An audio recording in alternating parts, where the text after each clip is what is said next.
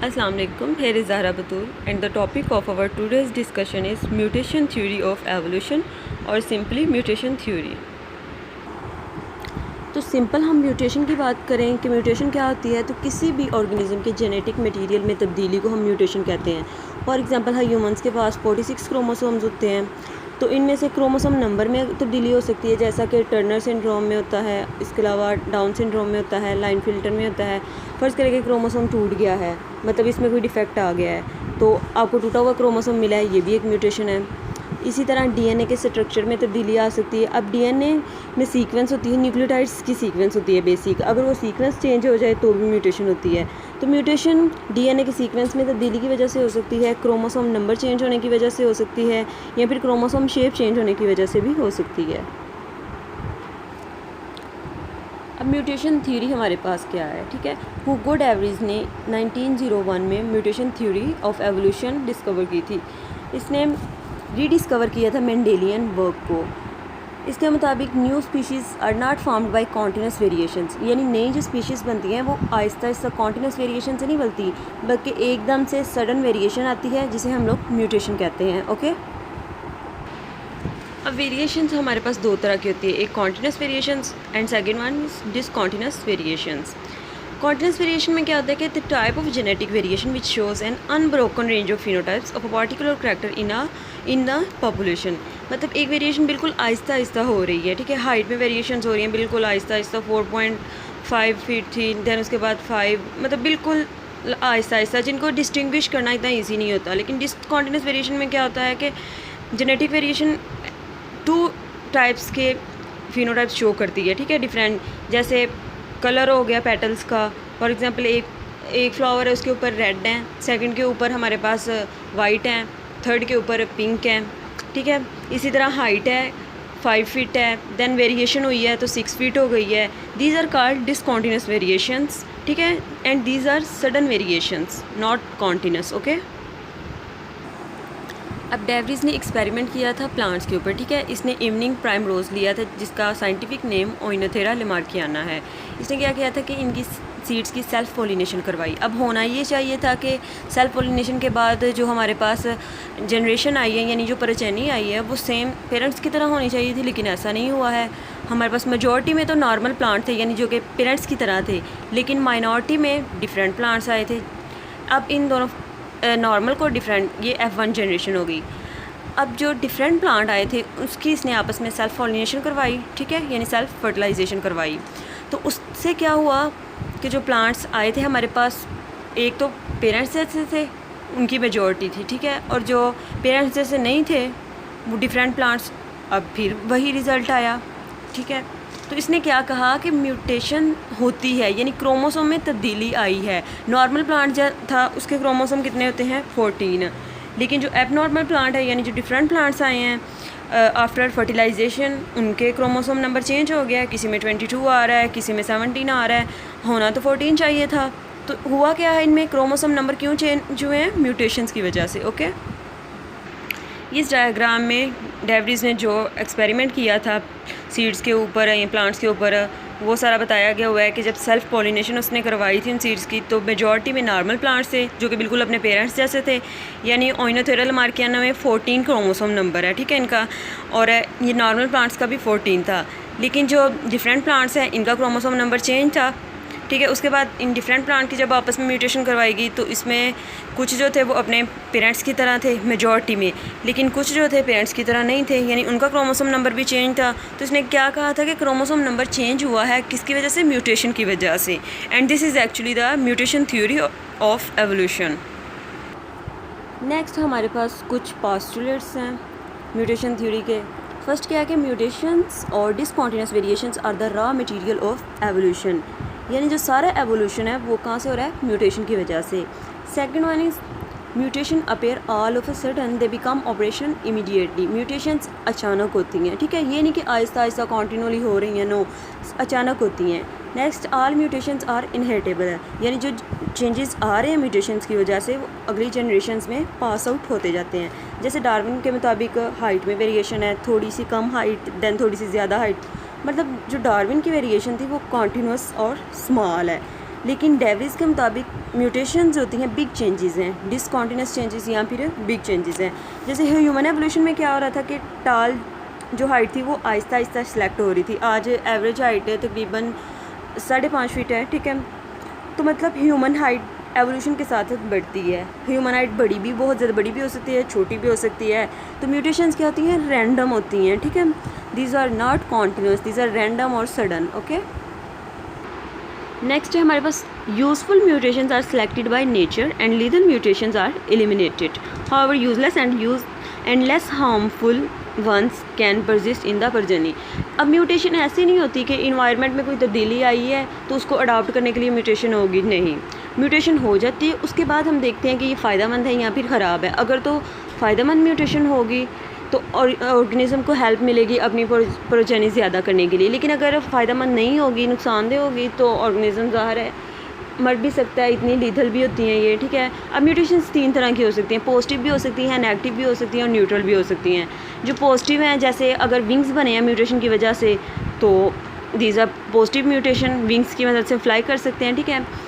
लेकिन अगर नेगेटिव में क्या होता है कि फॉर एग्ज़ाम्पल किसी भी पर्सन के आरबीसीज बनना स्टॉप हो गए, ठीक है, तो ये लीथल है, इसकी वजह से डेथ हो सकती है। जैसे सिकल सेल एनीमिया में होता है, अगर दोनों अलील्स इसी के आ जाएं, मतलब सिकल सेल एनीमिया के, तो ऑब्वियसली डेथ होगी।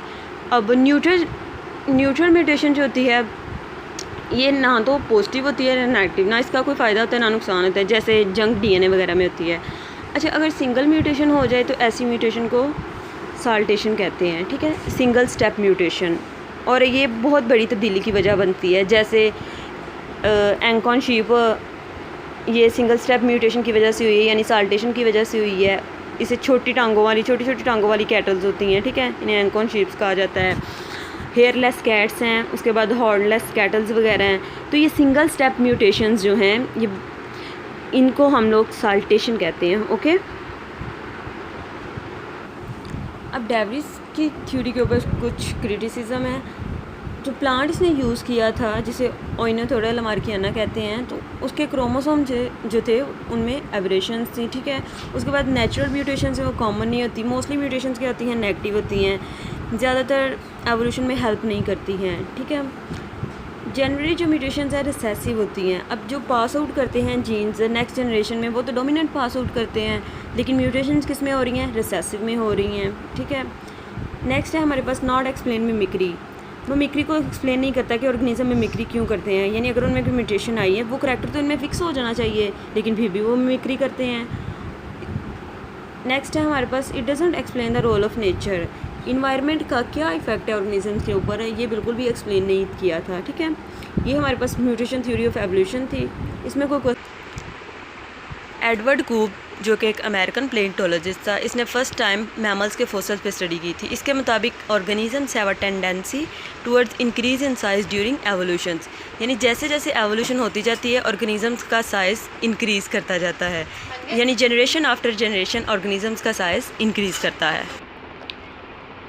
फॉर एग्ज़ाम्पल अगर हॉर्स की बात की जाए तो इसका generation after generation size increase किया गया, जैसे कि नीचे डायग्राम में दिखाया गया है। इसी तरह कैमल का साइज़ इंक्रीज़ किया। अब इनका साइज़ क्यों इंक्रीज़ किया, फॉर एग्ज़ाम्पल अगर जिराफ वगैरह है, तो कुछ एनिमल्स जो हर्बीवोर्स हैं, उन्हें दरख्तों से खाने के लिए लंबी गर्दन चाहिए होती है, तो जिराफ का साइज़ उसकी गर्दन का इंक्रीज़ किया, क्योंकि वो हर्बीवोर है, उसने टाल ट्रीज से अपना फूड लेना होता है। इसी तरह टॉर्टाइज है और क्रोकोडाइल है, इनका साइज़ भी जनरेशन आफ्टर जनरेशन इंक्रीज़ करता गया, यानी इनके एंसेस्टर्स से बढ़ता गया इनका साइज़। डायनासोर जो है, इनमें मोस्ट इंटरेस्टिंग है एग्जांपल है इसकी, जिनका साइज़ काफ़ी ज़्यादा इंक्रीज़ किया। एस्टीमेट किया जाए तो तकरीबन 126 मीटर तक इनका साइज़ इंक्रीज़ किया था। अब कोप्स रूल को हम ये नहीं कह सकते कि ये लॉ ऑफ नेचर है, क्योंकि कुछ एनिमल्स तो इसको फॉलो करते हैं लेकिन कुछ नहीं करते हैं। फॉर एग्ज़ाम्पल इंसेक्टिवरस मैमल्स की बात की जाए, जिनमें मोल्स वगैरह आ जाते हैं, तो मोल्स वगैरह इस लॉ को फॉलो नहीं करते हैं, क्योंकि इन्होंने बरोइंग करनी होती है, इंसेक्ट्स खाने होते हैं, बरोइंग करके इन्होंने रहना होता है। तो अगर इनका साइज़ इंक्रीज़ हो जाएगा तो इन्हें डिफ़िकल्टी होगी बरोइंग करने में। इसी तरह फ्लाइंग बैट्स हैं, तो इनके जो विंग्स होते हैं वो छोटे होते हैं, इसी अगर इनके विंग्स इंक्रीज़ करते जाएंगे तो ज़ाहिर है इन्हें फ्लाई करने के लिए ज़्यादा एनर्जी रिक्वायर्ड होगी। तो जो ईजीनेस है वो इसी में है कि इनका साइज़ जो है स्मॉल है और ये इजीली फ्लाई कर सकते हैं, इसलिए इनके साइज़ में कोई भी चेंज नहीं आया। नेक्स्ट है हमारे पास reasons for increase in size, के ऑर्गेनिज़म का साइज़ इंक्रीज़ क्यों किया। फ़र्स्ट ऑफ़ ऑल तो ऑर्गेनिज़म का साइज़ के इंक्रीज़ होने की वजह यह है कि उनकी फूड यूटिलाइजेशन ईजी हो गई थी, जैसे हर्बीवोर्स वगैरह हैं।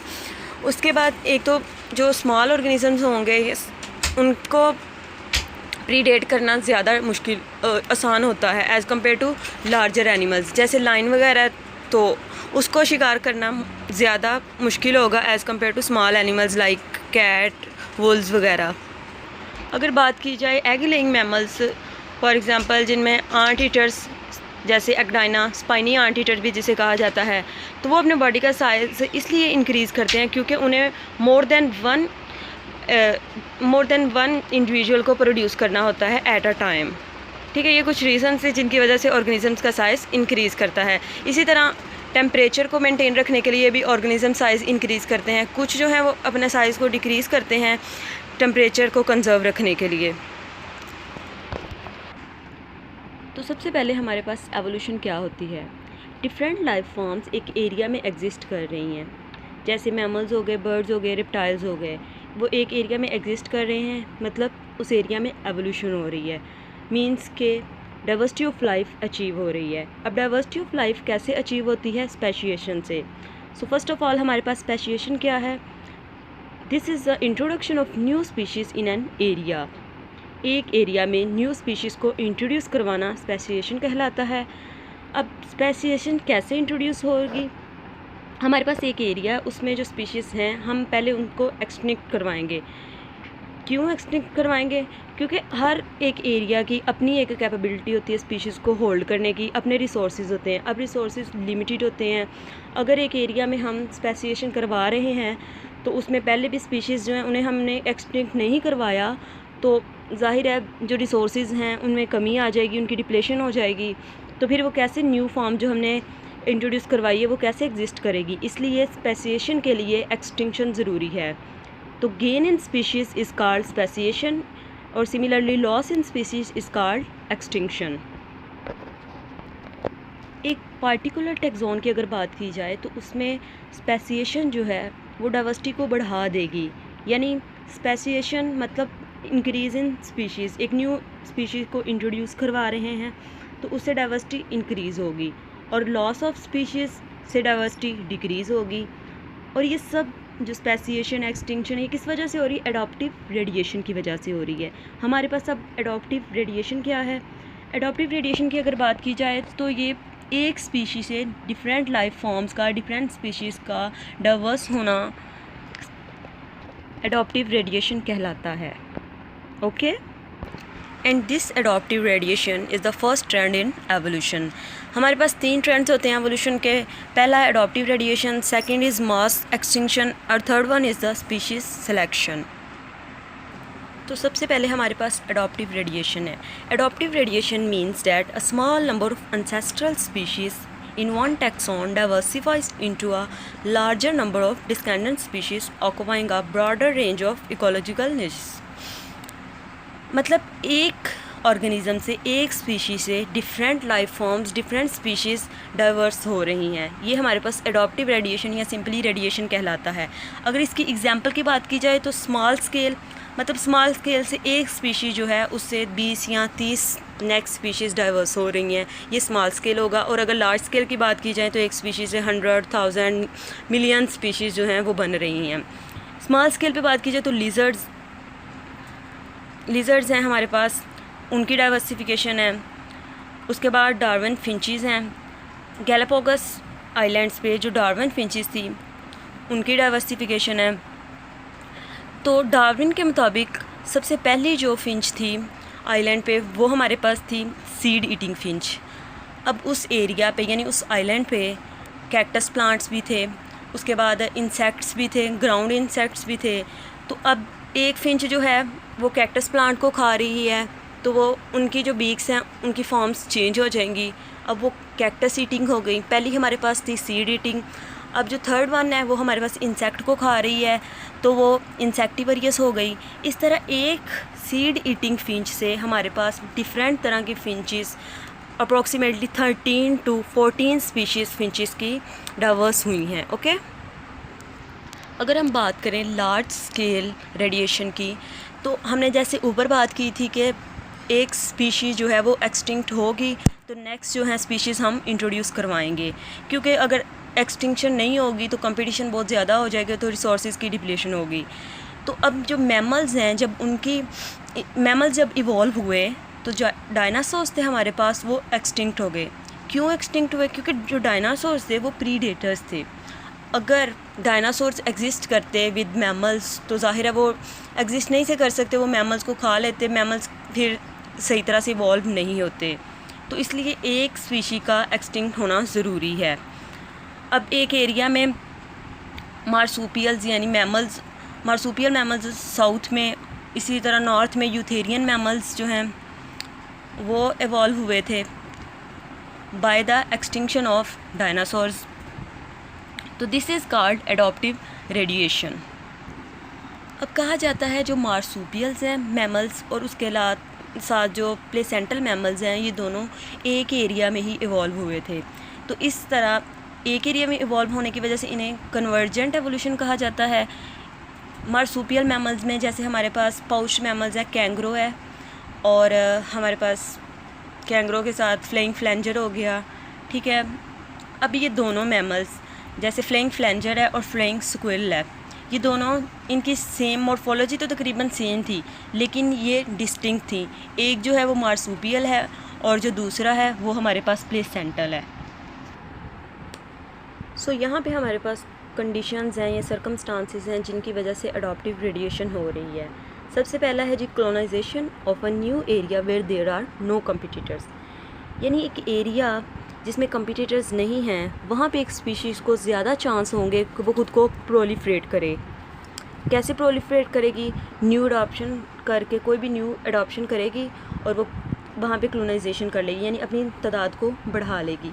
तो कंपिटिटर्स मतलब आपके जो रिसोर्सेज को यूज़ कर रहे हैं, फॉर एग्ज़ाम्पल आपके घर में आपके बहन भाई हैं, तो जिन रिसोर्सेज को आप यूज़ कर रहे हैं, मतलब अपने पेरेंट्स की इनकम है, बाकी भी जो फैसिलिटीज़ वो आपको दे रहे हैं, उनको आपके बहन भाई भी यूज़ कर रहे हैं। मींस डैट कि आप और आपके भाई जो हैं वो कॉम्पिटिटर्स हैं, compete कर रहे हैं। सिमिलरली ऑर्गेनिजम्स में यानी एनिमल्स वगैरह में भी ऐसे ही होता है। तो जब कंपिटिटर्स नहीं होंगे तो तब स्पीशी को ज़्यादा मौका मिलेगा कि वो अपनी तादाद बढ़ा सके, ज़्यादा चांस होगा प्रोलिफरेशन का।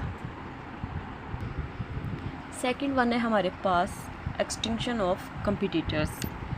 एक इन्वायरमेंट में जो कंपिटिटर्स हैं अगर वो ख़त्म हो जाएंगे तो दूसरी जो स्पीशी है उसे खुद को प्रोलिफरेट करने का मौका मिलेगा।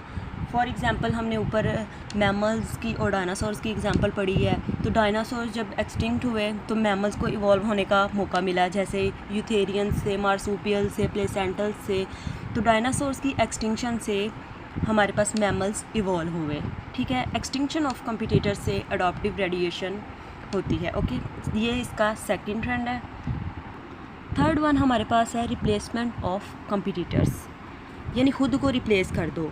कोई ऐसी अपने अंदर अडॉप्टेशन ले आना कि खुद सुपीरियर हो जाना और दूसरे को इन्फीरियर कर देना। जैसे अगर एक इन्वायरमेंट में स्नेक्स हैं तो उनके जो प्रीडेटर हैं ख़त्म हो जाएं तो स्नेक्स जो हैं उनकी तादाद ऑटोमेटिकली ज़्यादा होगी, तो वो वहाँ पे रहना शुरू कर देंगे, उनके पास उस इन्वायरमेंट की अच्छी अडॉप्शंस हो जाएंगी। फोर्थ वन है हमारे पास अडॉप्टिव ब्रेक थॉट्स।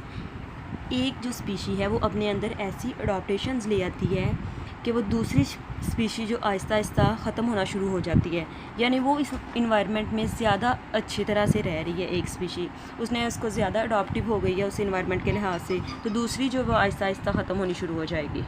ये अडॉप्टिव ब्रेक थॉट्स हैं। इन चारों सर्कमस्टांसिस के अंडर अडॉप्टिव रेडिएशन होती है। अब सेकंड ट्रेंड हमारे पास एवोल्यूशन में मास एक्सटिंक्शंस हैं। Mass extinctions basically rapid decrease in biodiversity. एक इन्वायरमेंट में बायोडाइवर्सिटी एकदम से डिक्रीज़ कर गई है, इसे मास एक्सटिंक्शन कहते हैं। अब मास एक्सटिंक्शन डिफरेंट कॉजेज़ की वजह से हो सकती है, जैसे क्लाइमेटिक चेंज हुआ है या फिर जियोलॉजिकल कैटास्ट्रॉफ की वजह से हुआ है।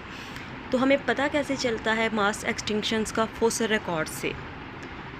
अब एक रैपिड यानी ये लार्ज मास एक्सटिंक्शन की वजह से हमारे पास एक पीरियड आता है जिसमें स्पेसिएशन होती है, यानी मास एक्सटिंक्शन हो गई, उसके बाद एक लॉन्ग पीरियड में स्पेसिएशन होती रहती है। क्यों होती रहती है? क्योंकि एक्सटिंक्शन की वजह से हमारे पास कंपटीटर्स जो हैं वो कम हो गए हैं, रिसोर्सेज ज़्यादा हो गए हैं, क्योंकि अब कंपटीटर्स रहे नहीं हैं जिन्होंने कम्पीट करना है, तो रिसोर्सेज तो ऑटोमेटिकली ज़्यादा होंगे, शेल्टर ज़्यादा होगा, मेटिंग अवेलेबिलिटी ज़्यादा होगी, तो ऑटोमेटिकली स्पेसिएशन होगी।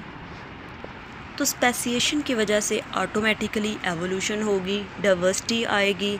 तो ये हो गया हमारे पास सेकंड ट्रेंड इन एवोल्यूशन। अब इस ग्राफ की मदद से हम 5 एक्सटिंक्शंस को एक्सप्लेन करेंगे, जिन्हें हम लोग बिग 5 एक्सटिंक्शंस कहते हैं। ओके, सेप कॉक्सी जो कि प्लेंटोलॉजिस्ट था, उसके मुताबिक 5 तरह की एक्सटिंक्शंस हुई थी, यानी 5 पीक लेवल्स की एक्सटिंक्शंस हुई थी। फर्स्ट हमारे पास ऑर्डिविशन है, ठीक है, जिसमें हमारे पास 27% फैमिलीज़ जो थी वो एक्सटिंक्ट हुई थी और 65% ऑफ ऑल स्पीशीज़ एक्सटिंक्ट हुई थी। अगर इसकी रीज़न की बात की जाए तो वो कॉन्टिनेंशियल ड्रिफ्ट की वजह से, यानी डिफरेंट जो कॉन्टिनेंट्स है वो सेपरेट हो गए थे, जिसकी वजह से एक्सटिंक्शन हो गई स्पीशीज़ की, और ये 450 मिलियन ईयर्स अगो थी। सेकेंड वन है हमारे पास द लेट डेवोनियन एक्सटिंक्शन, जो कि 350 मिलियन ईयर्स अगो हुई थी। इसमें 70% ऑफ ऑल स्पीशीज़ एक्सटिंक्ट हो गई थी, और अगर इसकी रीज़न की बात की जाए तो वॉल्केनिक एरप्शन की वजह से ये एक्सटिंक्शन हुई थी। Third one is the late Permian. अब लेट पर्मियन ये सबसे बड़ी हमारे पास एक्सटिंक्शन हुई थी, 252 मिलियन ईयर्स अगो हुई थी, जिसमें ऑलमोस्ट 70 बल्कि मोर देन 70% स्पीशीज़ एक्सटिंक्ट हुई थी, और इसकी रीज़न अभी तक अननोन है। फोर्थ वन हमारे पास ट्राइएजिक है, जिसमें almost more than 75% of species extinct हुई थी, और ये 201 मिलियन ईयर्स अगो हुई थी एक्सटिंक्शन, ठीक है। अगर इसकी रीज़न्स की बात की जाए तो इसमें क्लाइमेटिक चेंजेस जैसे फ्लड्स वगैरह की वजह से ये एक्सटिंक्शन हुई थी। देन फिफ्थ वन हमारे पास क्रीटेशियस है, जो कि 66 मिलियन ईयर्स अगो हुई थी, और इसमें 75% ऑफ ऑल स्पीशीज़ एक्सटिंक्ट हुई थी, और ये एस्ट्रॉइड्स वगैरह की वजह से हुई थी। अब इन पांचों एक्सटिंक्शंस की वजह से हमारे पास एक रैपिड पीरियड आया था स्पेसिएशन का। तो हम इस ग्राफ से हम कह सकते हैं कि extinction leads to speciation, and these 5 peak extinctions are called the Big Five according to Sepp Coxey. The second remarkable feature is a series of peak times when extinction rates appear to be exponentially high, and these peak times are called mass extinctions. ये पीछे वाली slide पे मैं सारा explain करके बता चुकी हूँ कि 5 जो हैं बिग 5 किन्हें कहा जाता है। मास एक्सटिंक्शंस मतलब 5 पीक मास एक्सटिंक्शंस हुई थी, जिनके आगे नेम्स बताए हैं, ऑर्डोविशियन है, डेवोनियन है, पर्मियन है, ट्राइएजिक है और क्रीटेशियस है। ये वही चीज़ है सारी जो मैं पिछली स्लाइड पे ग्राफिकली रिप्रेजेंट की है। देन हमारे पास different faunas were recognized as different time periods, मतलब कि एक्सटिंक्शन हो गई है, उसके बाद जो हमारे पास स्पेसिएशन है उसकी वजह से 3 मुख्तलिफ तरह की फौनास रिकॉग्नाइज्ड किए गए। सबसे पहले हमारे पास पैलाजोइक। अब जो पैलाजोइक है वो पर्मियन एक्सटिंक्शन पीरियड में इवॉल्व हुए थे। सेकंड हमारे पास मीजोजोइक है जो पर्मियन और ट्राइएजिक के दरमियान में हुए थे। थर्ड वन इज़ सीनोजोइक जो कि क्रीटेशियस पीरियड में इवॉल्व हुई थी। ये 3 मुख्तलिफ तरह के फौनास हैं जो कि एक्सटिंक्शन की वजह से हुए हैं। एक्सटिंक्शन के बाद एक लार्ज पीरियड आया था जिसे रैपिड पीरियड ऑफ स्पेसिएशन कहते हैं, जिसमें ये 3 तरह की स्पीशीज़ इवॉल्व हुई थी, पैलेजोइक, मेसोजोइक और Cenozoic. Next third trend in evolution is species selection, यानी स्पीशीज़ जो हैं वो कैसे सिलेक्ट होंगी। अब एक स्पीशीज़ के जो करैक्टर इवॉल्व हुए हैं वो इस बात को डिसाइड करेंगे कि एक पार्टिकुलर स्पीशीज़ की एक्सटिंक्शन होगी या फिर उसकी स्पेसिएशन होगी। ठीक है, अगर तो एक स्पीशी के करैक्टर्स जो हैं वो सिलेक्ट हो गए हैं तो वो उस स्पीशी की स्पेसिएशन हो गई, लेकिन अगर रिजेक्ट हो गए हैं बाय नेचुरल सिलेक्शन तो फिर ऑटोमेटिकली वो एक्सटिंक्ट हो जाएगी। यहाँ पे मोलस्क की एग्जांपल ली गई है जिसमें दो तरह की डेवलपमेंट होती है, एक तो प्लैंक्टोनिक और सेकंड वन डायरेक्ट डेवलपमेंट। अब नेचुरल सिलेक्शन ये डिसाइड करेगी कि कौन सी डेवलपमेंट जो है वो बेटर है और कौन सी एक्सटिंक्ट होनी चाहिए।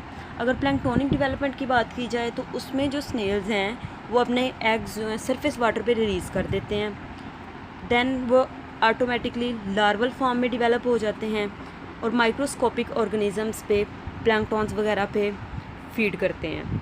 उसके बाद जो लार्वल फॉर्म है वो मेटामॉर्फोसिस हो जाएगी उसकी और वो अडल्ट स्नेल में कन्वर्ट हो जाएगी। ये तो हमारे पास प्लैंक्टोनिक डेवलपमेंट हो गई। Second one is direct development. इसमें जो स्नेल है वो अपने एग्स को, अपने यंग्स को अपने पास ही रखता है। मतलब प्लैंक्टोनिक डेवलपमेंट में तो वो ऊपर ही शैलो वाटर में अपने एग्स दे देता है और ख़ुद डीप वाटर्स में आ जाता है, लेकिन डायरेक्ट डेवलपमेंट में वो अपने पास ही अपने एग्स को रखेगा, देन वो अडल्ट में ग्रो कर जाएंगे। तो जो हमारे पास डायरेक्ट डेवलपमेंट है वो डीप वाटर में कॉमन है और जो प्लैंक्टोनिक है वो शैलो वाटर में कॉमन है। तो इससे हमें पता चलता है कि जो मोड ऑफ डेवलपमेंट है किसी भी स्पीशी का वो एक एडॉप्शन है टू अ इकोलॉजिकल कंडीशंस। यहाँ पे हमारे पास कंपैरिजन बताया गया हुआ है प्लैंक्टोनिक डेवलपमेंट का और डायरेक्ट डेवलपमेंट का। प्लैंक्टोनिक डेवलपमेंट में हमारे पास एक्सटिंक्शन रेट जो है वो कम है।